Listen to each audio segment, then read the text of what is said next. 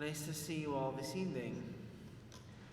As we gather, we listen to the gospel, and Jesus is journeying with the 12, his closest co-workers, his closest collaborators. And he tells them, James and John are doing this speculating bit, and the 10 we hear become indignant. Sometimes we do that, right? We say, well, look, see, I told you so. That kind of attitude. And Jesus tells them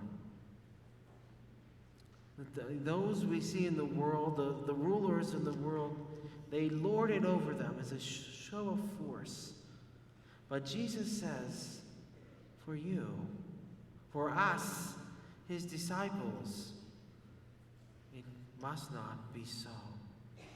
Whoever wants to be the greatest must be a servant.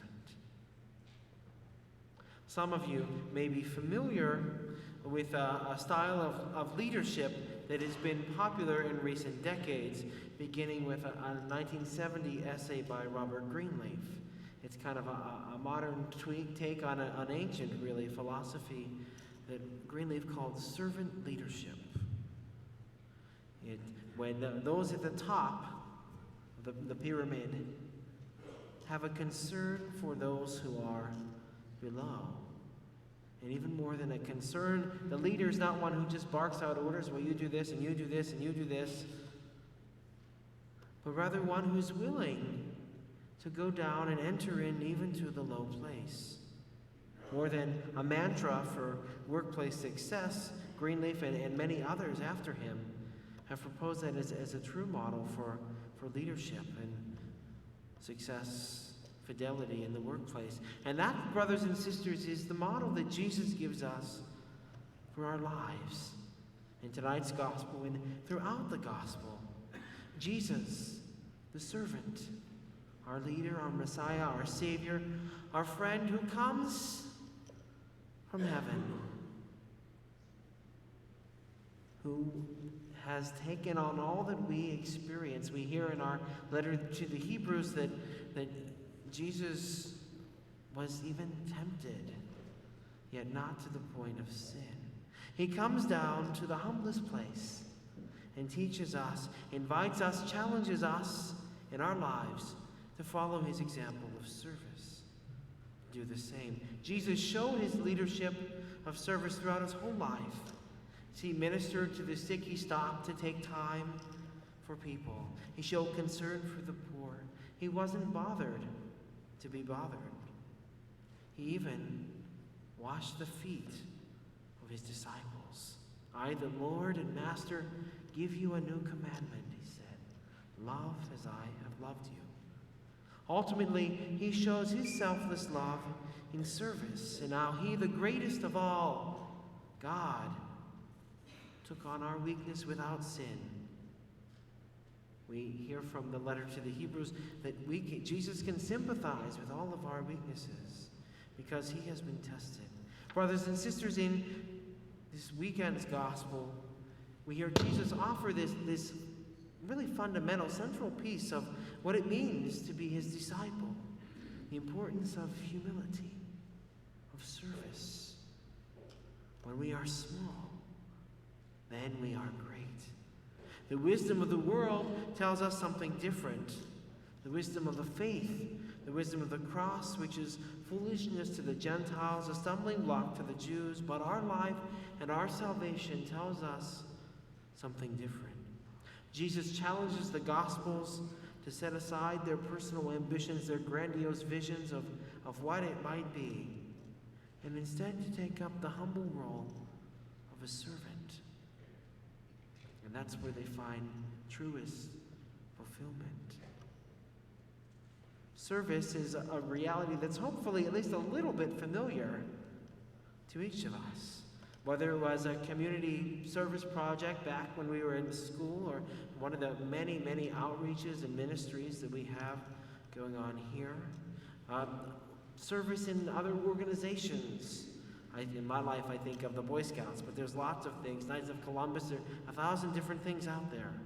Service that's part and parcel of family life. The day-to-day stuff of every day. Parents and children and grandparents, selflessly give of themselves in service all the time, whether we're 8 or whether we're 80. I see it lived out. We know that in our own lives. But for us as disciples of Jesus, the service we give in church, in our families, in our workplace, with our friends, has to be something more than just a nice thing to do, lending out a helping hand. We're invited to have Jesus at the center of everything that we do and put ourselves near the bottom. Jesus didn't give his life for us because it was just a nice thing to do. We read his life was a ransom for many. He paid the price for us. And we respond to that great gift in love and service of our neighbor.